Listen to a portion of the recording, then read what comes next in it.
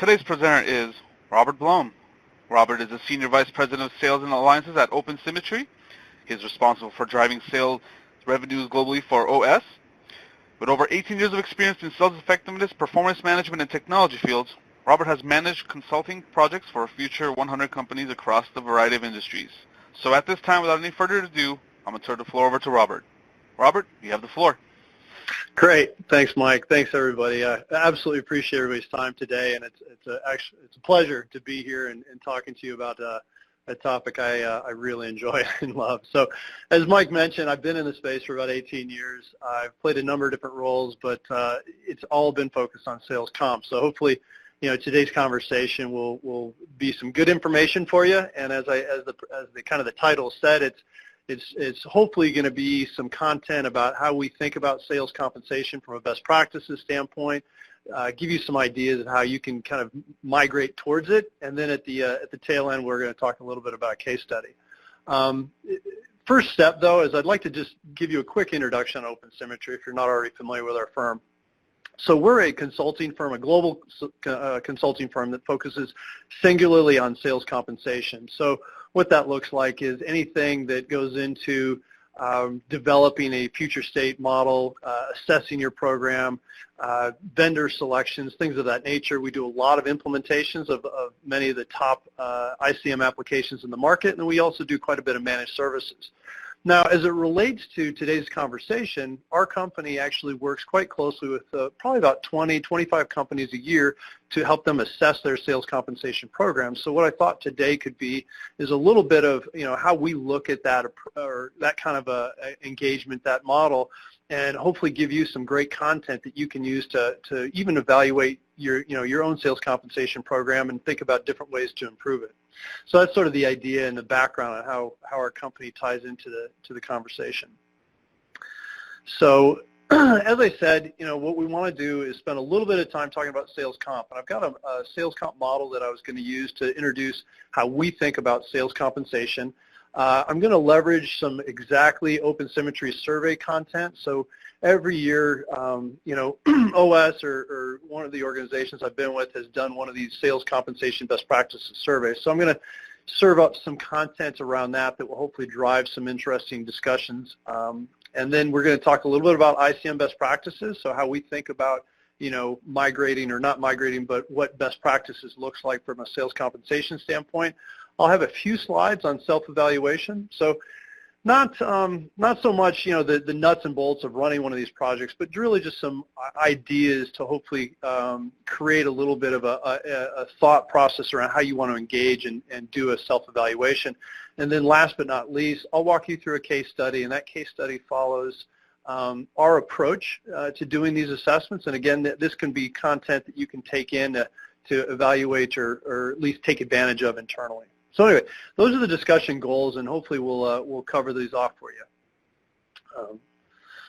So the first step, as I said, is I want to talk a little bit about the sales compensation life cycle. And this is a model that's been around the space for quite a while, and I think it's really handy to think about the way we break down the sales compensation process, and the idea that is a circuit board and it feeds in on itself. And so the first bucket or the first major set of processes that we look at when we're thinking about sales compensation is really the design side of things, right? So how are we designing our sales compensation plans? How are we modeling those plans? And then how do we cost them, right? How do we forecast what those costs will be for the company? So when we think about this integrated life cycle, this is the first step. And what we try to think about is what's the actual process? Who are the resources that are assigned to do this task? And then what kind of technology is supporting them? And the idea there is you migrate over to, okay, well, how are we going to communicate these sales compensation plans to the participants, right? Is it a workflow process? Is it an automated signature process?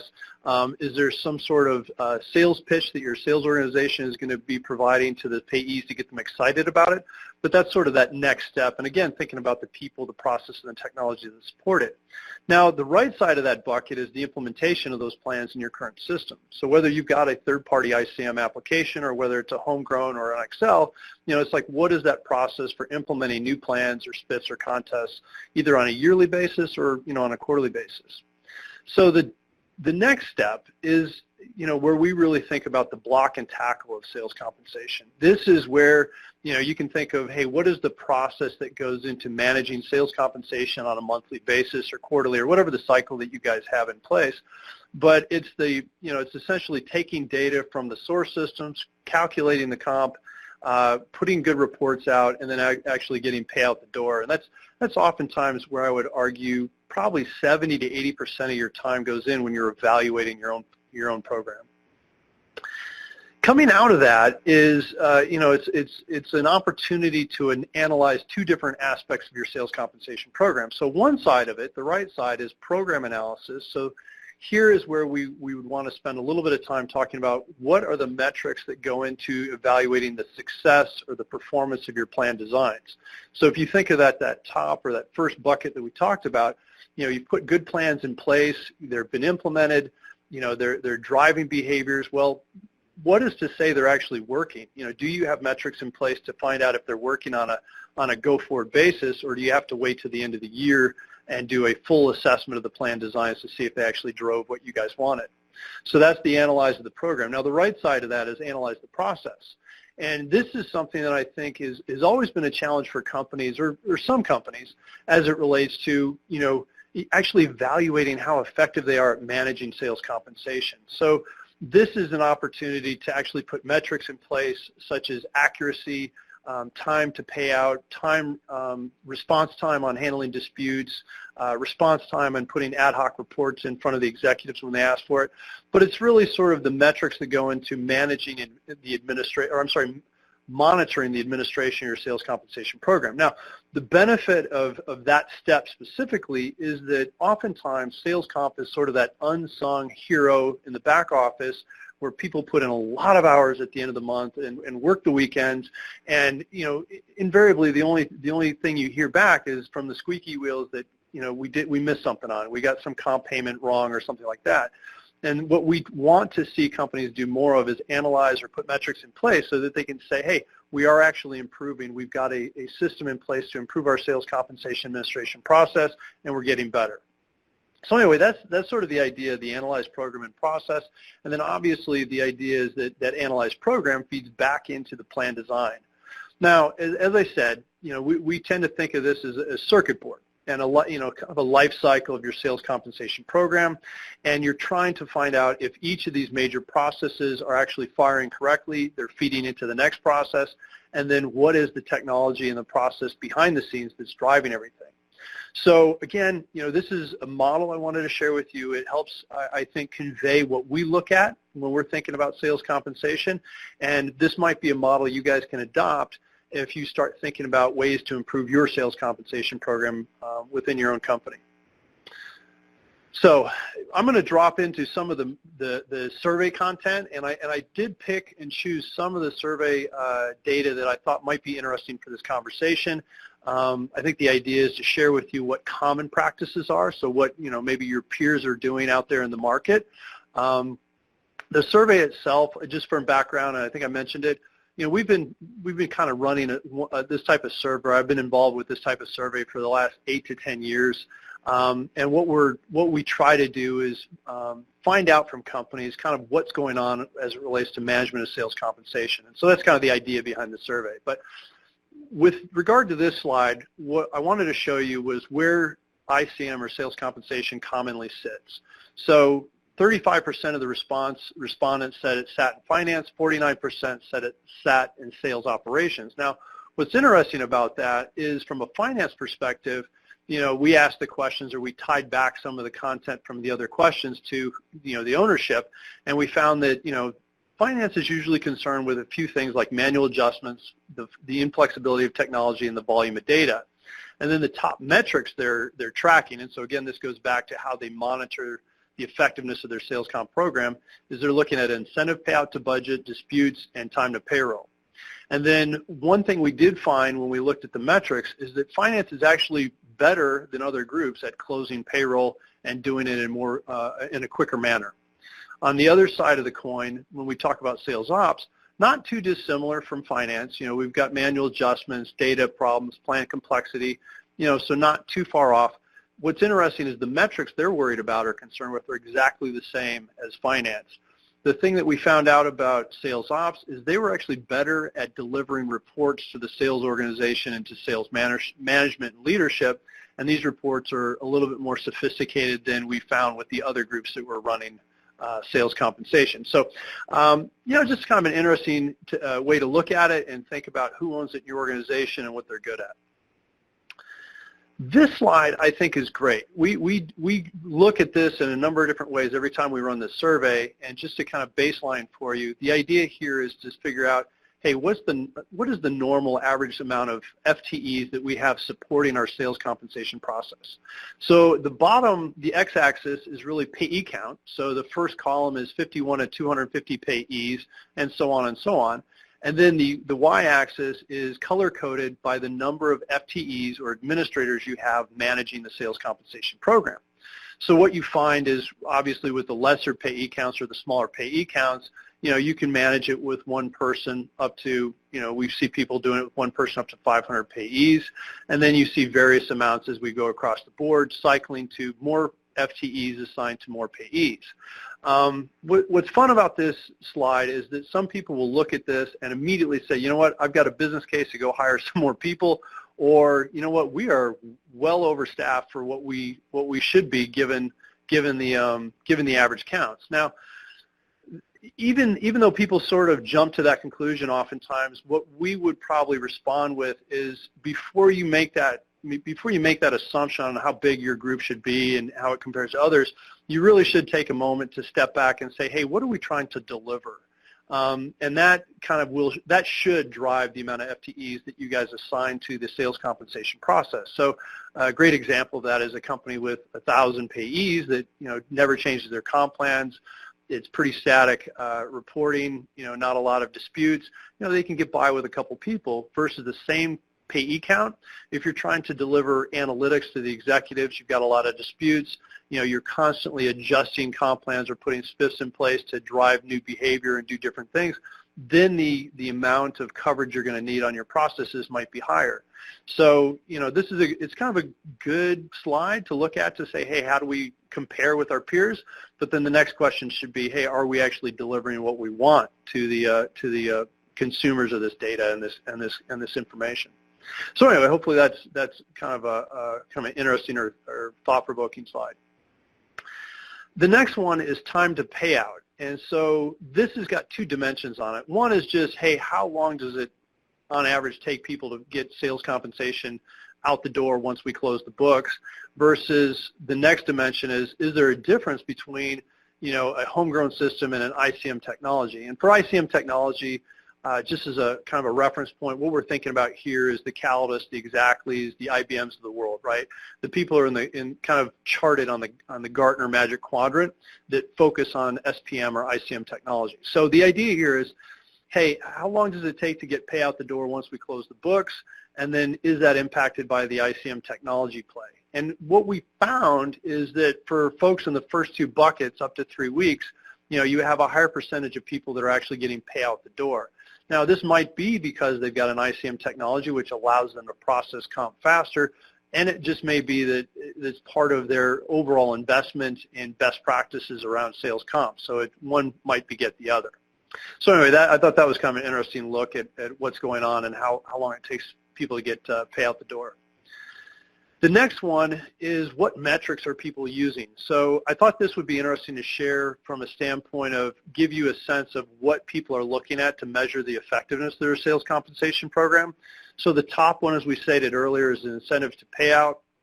People are also looking at accuracy rate, a number of questions from the field, and so on and so on. The other side of this slide, or the other reason I guess I wanted to put this slide in front of you, is so that if you start thinking about what metrics you want to put in place to track the proficiency or effectiveness of your sales compensation program, this might be a reference point, right? So, just a good way to see kind of, hey, what are we tracking? How does it pair up with what other people are tracking? And then if you're not tracking something, maybe some good questions you can pull from this for yourselves. Tracking accuracy, this is something that as with other reports or other surveys we've done, we kind of always want to ask this question. And I would offer, and I know it's not presented here today, but what I will offer is that the needle is moving to the right. So people are caring more and more about accuracy, and so we're seeing a higher accuracy as it relates to sales compensation payments. Previous years, we've seen the biggest column in the 91 to 95.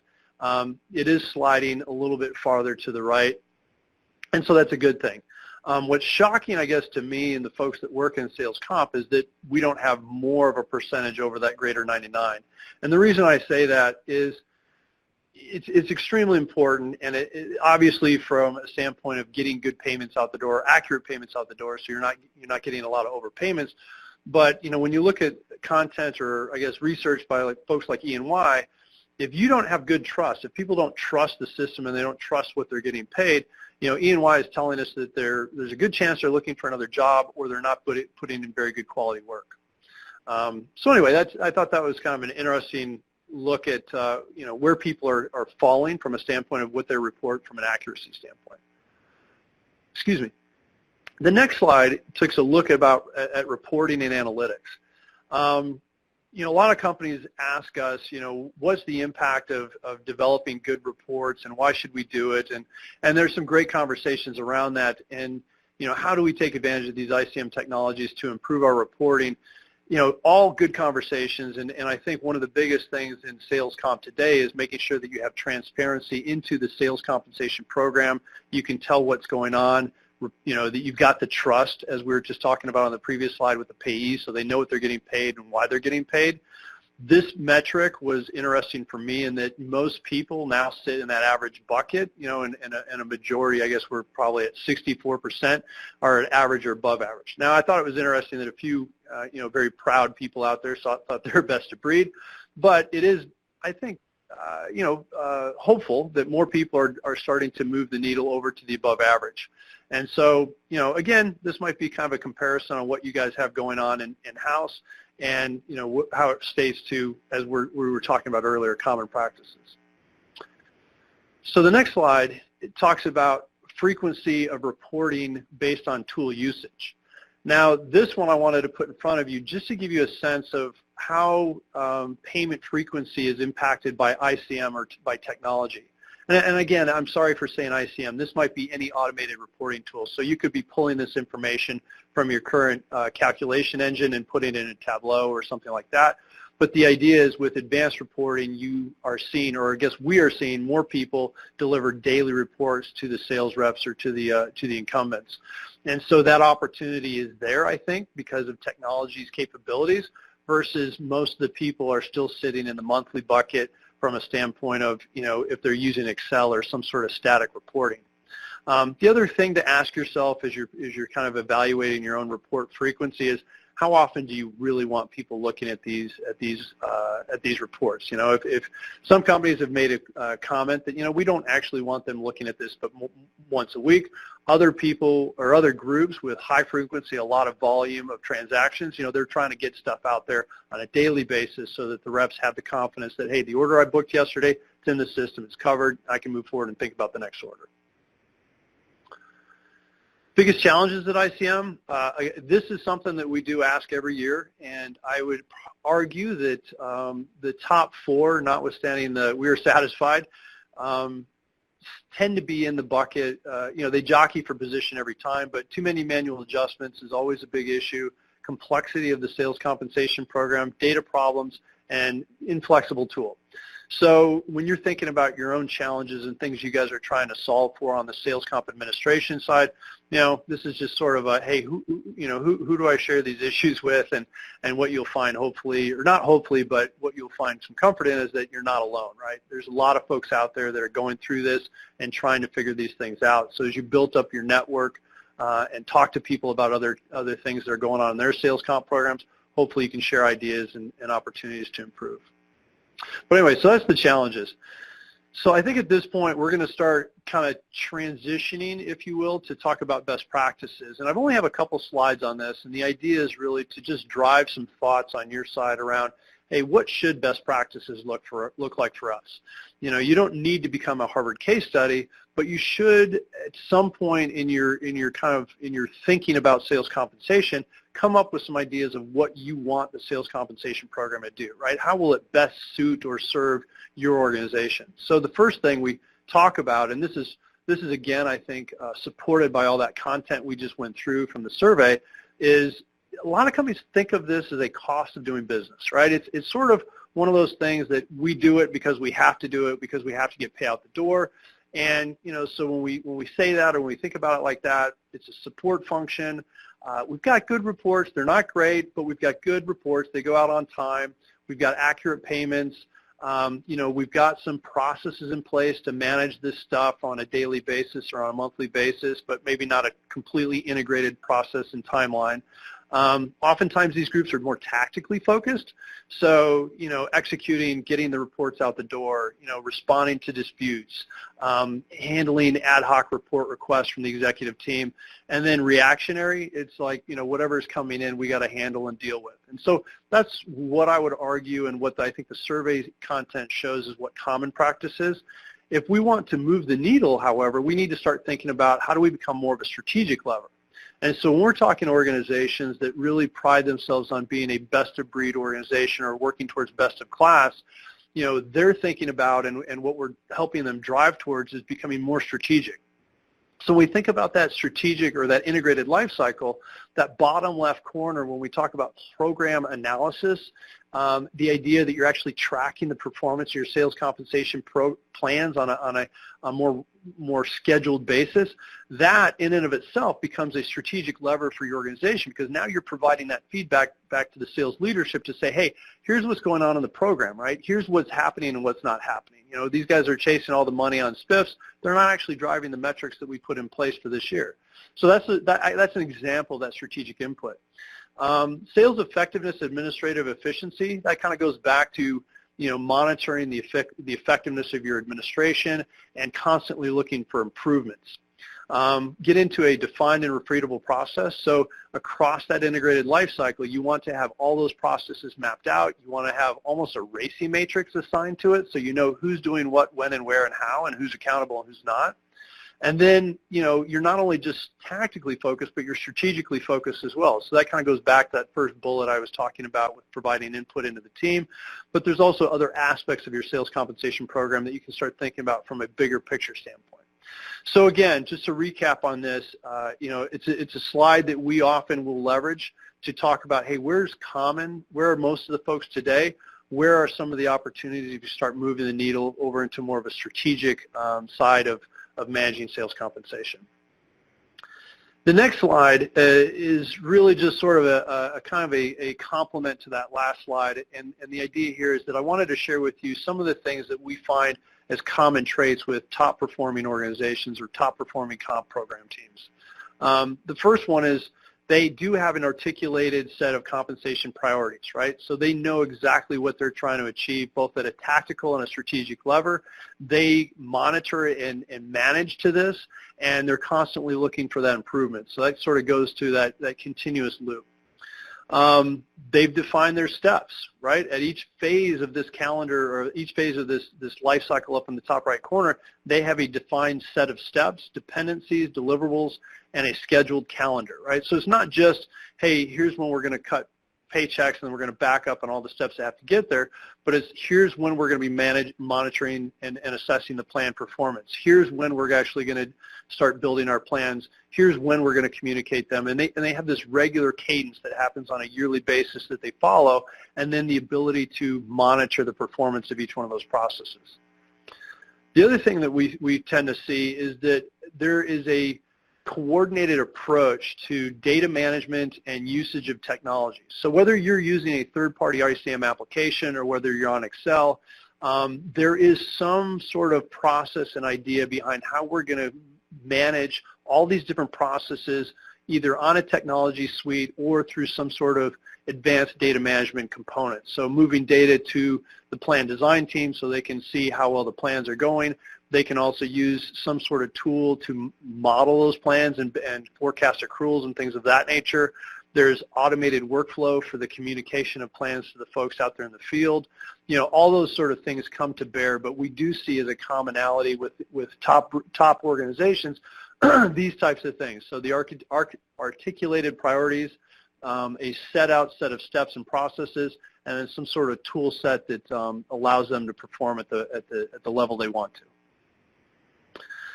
So we've talked a little bit about common practices. I've shared a little bit about how we think about sort of the best of breed, or kind of moving the needle over to best practices. Now I want to spend just a little bit of time for you talking about self-evaluation. So this is the idea that you've got your sales compensation program. It's time to start to pull the covers back and take a look at what's going on. And whether you guys do this through some sort of natural self-monitoring or you do it through a singular project, this kind of is more to the latter, right? It's if you take this on internally as a project, what should we be doing? What should we be thinking about? So the first step I often offer is, let's get a good plan in place, right? So the first thing you want to do is define your scope and your goals. So this could go back to, that list of challenges we put up that people face. It could go into, or it could be by design, something that you guys already know you have challenges with, but it's good to have those things identified, and it's good to say, hey, we're going to be addressing these issues, but you need to know that you should be casting a larger net, right? So those might be priorities and things you pay attention to, but if you get the chance to do an assessment in a more formal manner, you want to make sure you cast a larger net. But again, make sure you've got that scope defined very clearly so you know what you're going after and what this is going to look like. The next piece that I would argue for is engage your stakeholders. So there's a couple nice things that come of this. One is when you're reaching out to the SVP of sales, the CFO, the CIO, you're saying, hey, this is what we're going to be doing. This is kind of what we're trying to drive for. Not only do we want your support, we want your actual engagement. So it's an opportunity to get mind share from them on what they think is important from a sales compensation standpoint, get the sponsorship that they're going to provide to your group as you go through this process. And hopefully, they're there at the readout and they're adopting some of the recommendations that you guys put in place. Next is set an achievable timeline. When we go through these, or if you have a specific project manager that's driving it, you should be thinking of, probably 4 to 6 weeks to get through a medium-sized organization sales compensation assessment. For yourselves, you better know what's available from a standpoint of calendars and things like that. But make sure you put a project plan in place and make sure it's something that you guys can do. And the next piece is define the success criteria. So, for this, it kind of goes without saying, but you want to be sure that you set some good expectations of what success is going to look like coming out of the assessment, right? You're not actually trying to fix a bunch of stuff through the assessment, but what you're doing is you're saying, hey, here's all the things that we found that need improvement, and we're gonna call success being able to say we found them. There's an ROI that we can attach to improving them, and some sort of roadmap for getting these things resolved. But anyway, that's sort of the first step, and some things that I'm sure you guys are already thinking about, but I wanted to play out for you. So organizing your scope. Now, there's a lot of different ways you can attack this. I mean, I'm going to share with you a slide a little bit later in the case study called our 5 Cs, and that kind of is how we scope these projects. But this is sort of a little bit more simpler model for looking at it. And so the first bucket is really around the process side of things. So people and process is what we're thinking about on the left side of the screen, and that's the steps and deliverables. So going through all those steps in your integrated life cycle and what's going on, and then looking at the dependencies between those steps. As I noted earlier, you also want to look at the roles, right? You want to look at your organizational structure and evaluate your resource efficiency across your governance model. So if you know certain people are doing certain things as it relates to the sales compensation program, you want to spend a little bit of time figuring out, are they actually effective at doing that job as well? And then the last piece is alignment to the tools, usage, and availability of those tools to the people to do their jobs. So, when you kind of look at the people and the process side of the equation, the idea here is to take all these sort of dimensions into consideration when you're going through the evaluation. And so wherever you focus, you make sure you have a holistic approach to it. On the technology side of things, a lot of it hinges around data. And so some of these assessments, you might find that you're migrating upstream, having more conversations with IT about how they're delivering data to the sales compensation group, right? So it might be an opportunity to say, well, we need more data to put good reports in place, and it's data that, we don't necessarily need to calculate comp. Well, okay, that's going to offer you a conversation with the IT department to talk about the availability of this data, when it can be accessed by your group, and then what you're going to do with it once it comes into the system. There's also the idea of the technology landscape. So we hinted at that on the other side of the slide here when we talked about tool usage and flexibility and things of that nature. This is more specific to, is the technology that you guys are using to manage sales compensation actually functioning or providing the functionality you need? So this is, if you want to drill into this, it's almost a gap assessment of whether your technology supports what you functionally need to have happen. A lot of companies go through this process with a homegrown system. This is where the rubber hits the road for building a business case for buying technology, right? Because what these old homegrown systems have been developed on may not be flexible to shift with you and the plans as the market starts to change. So anyway, that's sort of the two buckets, as I said, that we say, you can start defining your own internal scope on. Left side, process, people. Right side is the technology side of the equation. So some tips and tricks that I would probably offer back to you guys as you go through this process. We often will argue that you should start with current state. Now, if you know you're migrating to a new system or a new process, you might not spend as much time on the current state, but it is important to find out where you're at today so you can actually make a logical decision about how you're going to get to the future. The next piece is drive some consensus around the future state of your sales compensation program. So I hinted at it before, but this is an opportunity to not just say, hey, what do we want to do to fix the gaps we've currently got, but start painting a picture of where you ultimately want to land, right? So as we go back to that previous slide that talks about common practice versus best practice, if you have a vision for moving to a more strategic nature, then here's an opportunity, right? Within the assessment, have those conversations. So when you're talking about each one of those sub-processes, what do we want to see happen in the future? How do we want to kind of see ourselves from a sales comp administration standpoint? But within the assessment, drive that conversation. Make sure you're driving consensus with the other team members so that they can support you when you start building out the recommendations and next steps. IT should be at the table with business, and business should make a concerted effort to get the IT team into the room. And the reason we say this is the data that supports sales compensation, the tools that support sales compensation, often IT has a hand in. And it's a great experience to get everybody in the room and start working through the process together, because what you'll find is there's going to be not only some aha moments where they're like, oh, I didn't know you guys were looking for that. Well, we can take care of that, no problem. And maybe they put some error handling component into the data management process of giving you the data, which makes your life easier. The other side of it is when you're having these folks in the room with you and you're evaluating the tools, you're evaluating the data, they have more optics into what you're trying to do and what you're trying to become as an organization. So it's great to have them there because they're going to participate in kind of creating the energy behind the migration.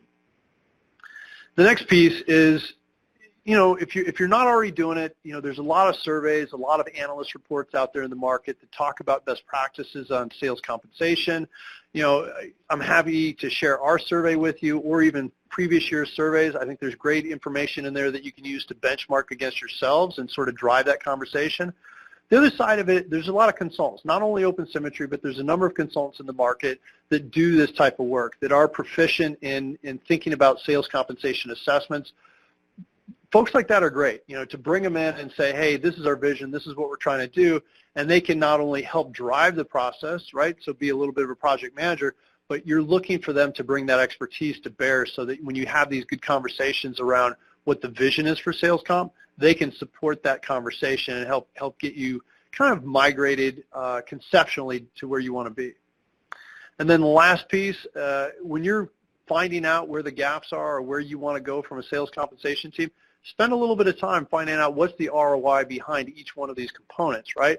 Because that's going to help you not only sell this change effort, but it's also going to allow you to prioritize where you want to spend your time, right? So there might be some great ideas coming out of your conversations, of your workshop, but if there's not an ROI behind it, if people aren't seeing the value, probably is not going to play as well. So anyway, these are just some of the things that I would argue are things to think about when you guys are going through your own evaluation. Potential outcomes. Now, this is sort of aligns with what we commonly are asked to provide our clients when we go through these assessments. I thought it might relate back to you. So the first one is really just kind of, where do we stand today versus our own internal priorities, right? How well are we meeting our current state needs? Another one is a defined future state operating model. So if we actually do want to go to a best-in-class or a best-of-breed program, what does that look like? Who's doing what? What's the world look like from a reporting standpoint, a data management standpoint, a usage of tools, things of that nature. So it's a great opportunity to actually sell this vision, right? This idea of where you guys ultimately want to be. The next step is, after you've kind of assessed where you're at, you've identified where you want to land, let's start building a prioritization of next steps. So that should probably be one of the outputs of, hey, this is kind of what we want to do. We've got some ROI behind it. And so, it sort of falls in line with, oh, okay, we get it, right? Everybody else on the outside of your group says, okay, there's a business case for doing this. I understand, and I want to support you. That might include technology. It might include process improvements. It might include resource training. There's all kinds of different things that are going to come out of this sort of next steps discussion. And then, last but not least, what's the project plan, right? What's the roadmap for accomplishing everything you want to do? And again, it might be an 18-month roadmap. There might be a bunch of low-hanging fruit you can knock out in the first 2 months. It might be a 2-year roadmap that involves technology acquisition, process redesign, and things of that nature. But anyway, so those are some of the potential outcomes you could see from one of these assessments. Now, I'm going to move into the case study, and in the case study, it's going to be more of a play on how we approach these assessments. So you're going to see kind of the steps that we go into it. I'm also going to share with you what were the big challenges, right? These guys were trying to address and overcome. So there's a little bit of a methodology kind of presentation here, as well as very specific things related to the client that we were working at or working on with this project. So it was with a group called St. Jude Medical, which is now part of Abbott Labs. And so, actually here in Austin where I'm based, this is sort of their background. Now, before I get into the specific challenges, I would offer that they were a group that had bought a top-of-the-line sales compensation system, and they had a pretty good implementation. But what had happened over subsequent years is the performance of the program and overall started to erode. They started to see issues with reports and things of that nature. So when we sat down with them, we were really listening to a client say, hey, there's something we're missing here. This should be performing better, right? We had a pretty good implementation. I know this is a good product. What's going on? And so that kind of set the stage for how we engaged with them. But the specific challenges were, they had a lot of time being expended on manual procedures. They had data errors that were driving a lot of disputes.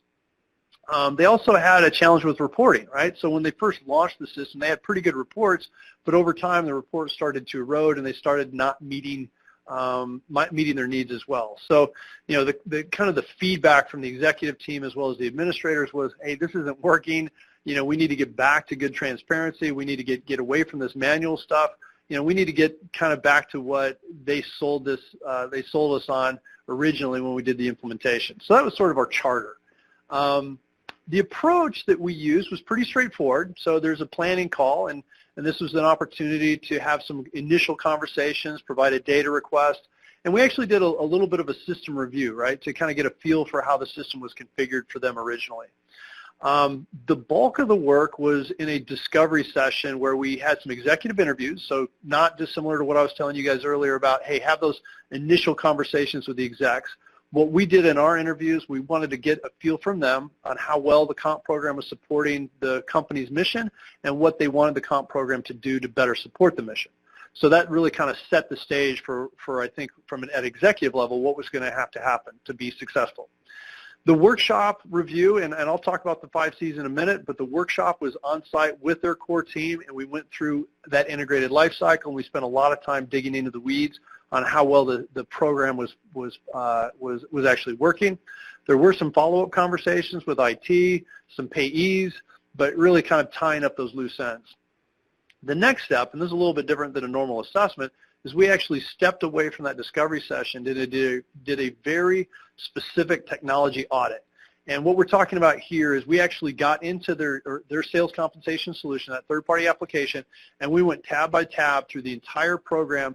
And what we were looking for was how well was the system configured to support what we just heard in the workshop, right? So when they're talking to us about, hey, this is the issue today, and this is where we want to take the program, now we're actually looking at the technology to say, hey, is it configured correctly, right? Is there a lot of noise in the configuration?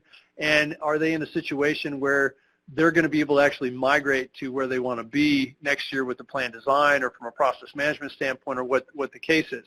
And then we spent a little bit of time talking about data management. So we're gonna kind of look upstream to see, hey, how is the data coming in? How clean is it? The ETL process, things of that nature.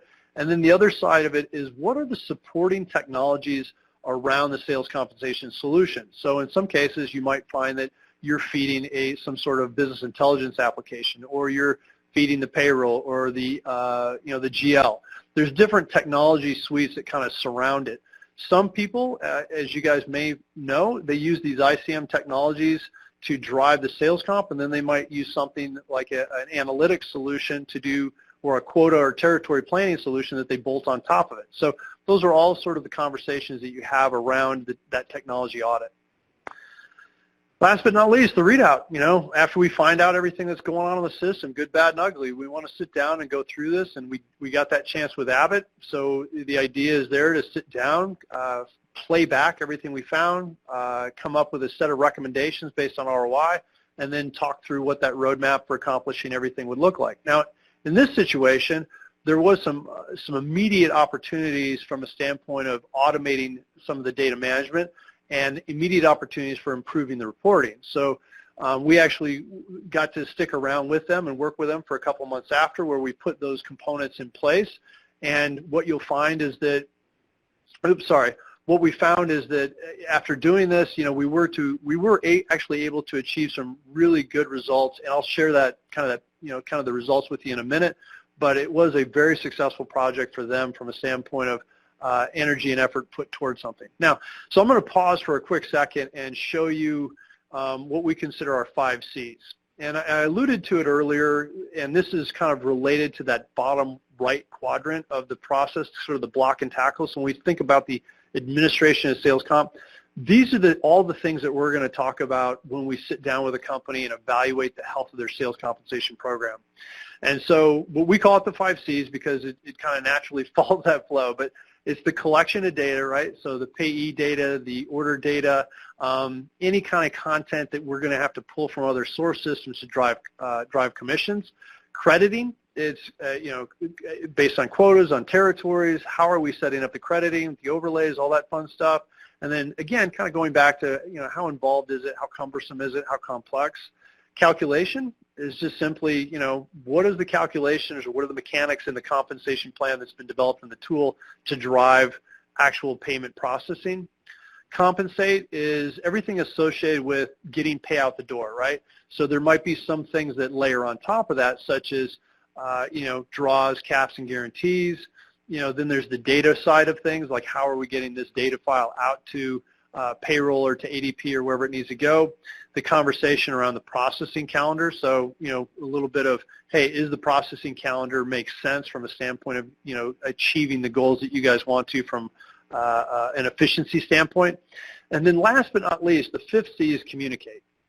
And communicate is almost a little world unto itself, right? I like to say it's a kind of a business intelligence strategy for sales compensation. And when you break this down and you start thinking about the different user groups of the sales compensation data, and oftentimes we would start with the executive team, the managers, the payees, and then the administrators. If you think of those groups as separate kind of entities on how they think about sales compensation, you can start developing a strategy for delivering the content they need to do their jobs, when they need it, and how they need it. And so this is sort of that BI strategy as it relates to sales comp that we tend to spend a little bit of time focusing on. And then some of those other aspects obviously are, just disputes, how we're going to recognize that and things of that nature. So anyway, you're going to get a copy of the deck, and this is kind of an interesting slide, I think, if you're going through a self-evaluation. And if you're doing the self-evaluation and you do want to reference this, it's a great place to sort of check the box on, have we thought of everything that goes into that bottom right quadrant of sales comp administration. Okay, so the results from the Abbott case study. First, right off the bat, I think the biggest savings for their group was a $10,000 a month savings on what it was taking to pay people to manage the data integration process, right? So every night they're running these calculations, updating reports. Every month they're paying people, and there was a burden in that we're paying people to do this at night. And what we found is that when we got in there with the assessment, there's like, you know what, we can actually automate most of this, right? And we'll just call triggers when we have failures so that people can get up and take care of it. But a lot of that we help them get rid of or find out how to get rid of. The next piece was enhanced data validation. So I alluded to it earlier, but getting IT at the table and talking about what data you need in the system, this is a great example of IT didn't actually understand what business was asking for to drive sales comp, and they sort of got it. I'm kind of speaking in generalities here, but when that conversation happened and they started to understand what the challenges were with processing that data before they actually ran comp, the IT team stood up and said, you know what, we can actually put some data validation processes in place here, hopefully make your lives easier. And what they found from just a cost-saving standpoint of a resource having to deal with that every month is that they were able to save another couple hundred or $1,200. One of the other things that came out of this project was an opportunity to improve the sales compensation reporting. Right, so we kind of pulled the covers back on the whole reporting issue. We came up with some good approaches to delivering sales compensation content to the right people at the right level. And, through that, I think we saw a lot of advantages go back into the sales execution side of the house.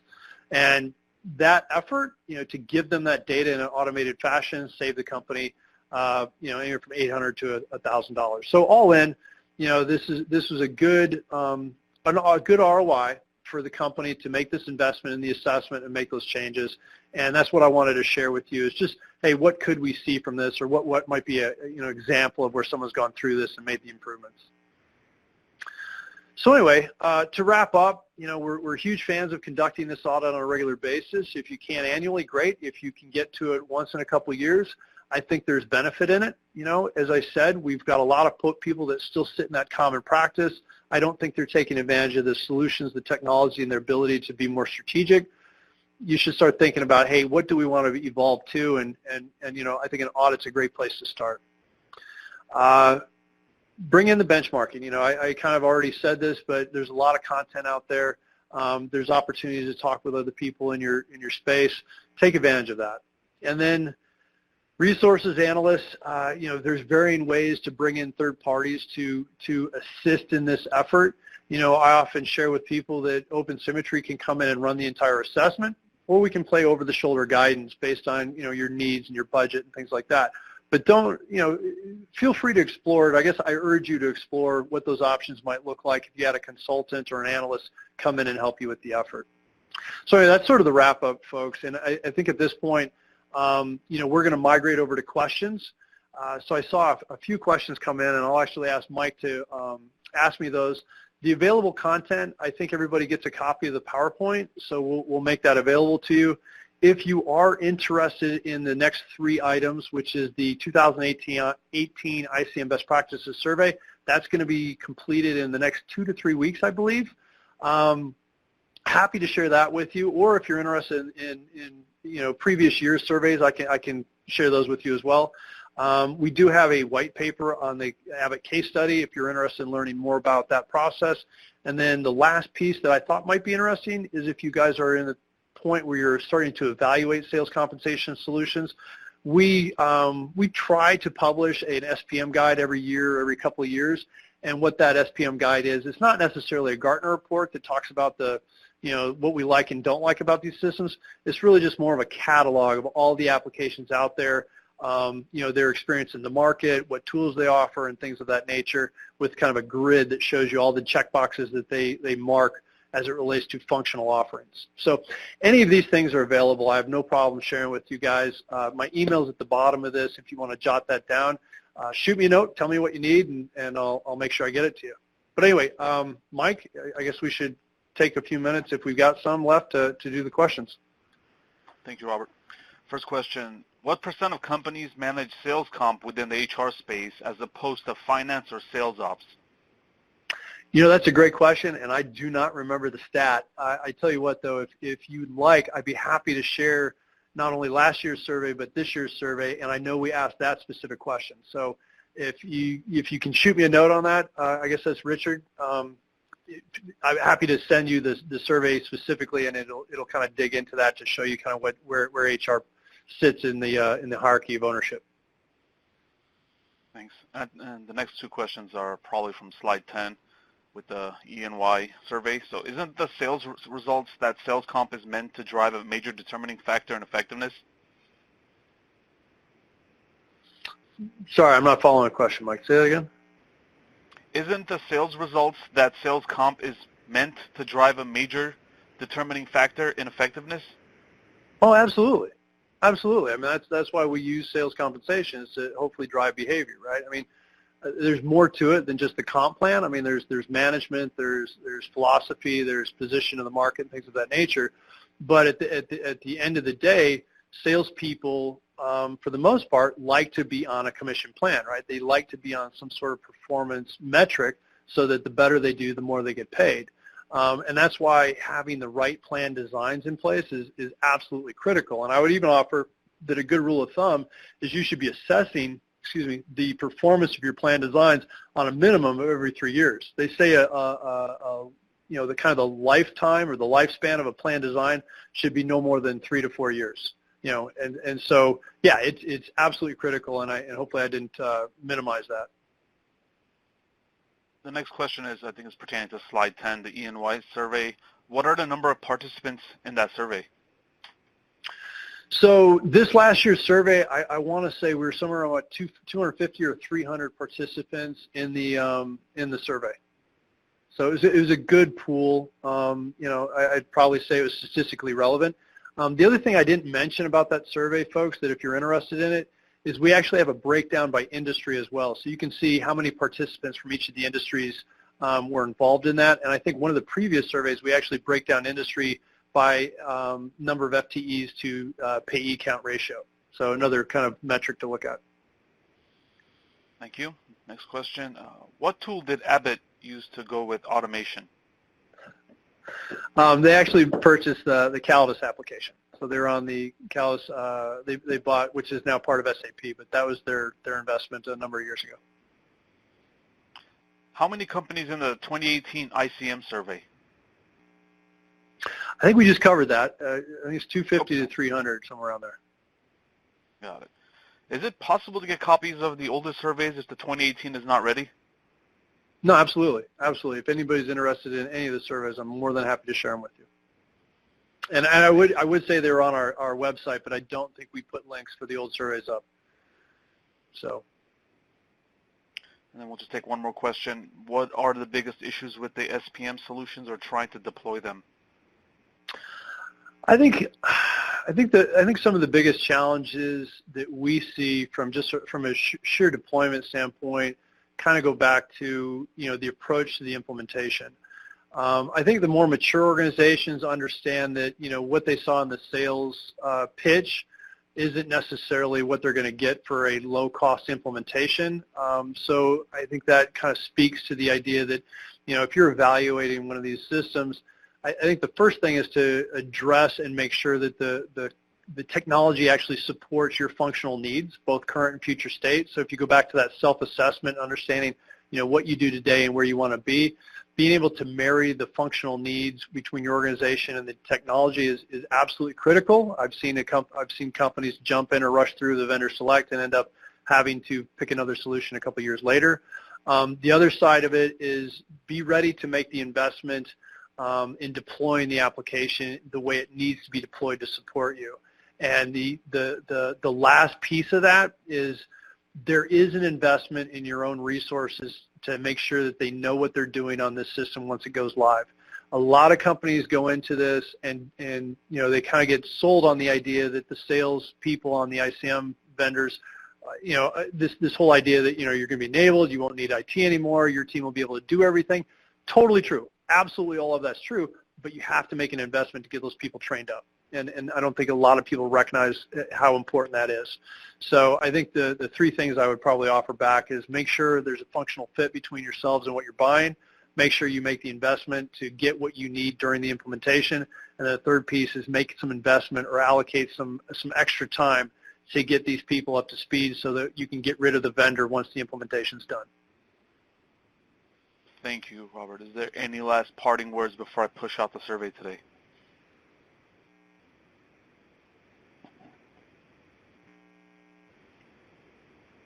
Perfect. I would like to draw your attention to the survey I mentioned earlier. It should be open now in a separate browser window on your computer. We value your feedback and ask that you would please take a few moments to respond to this short survey at your earliest convenience.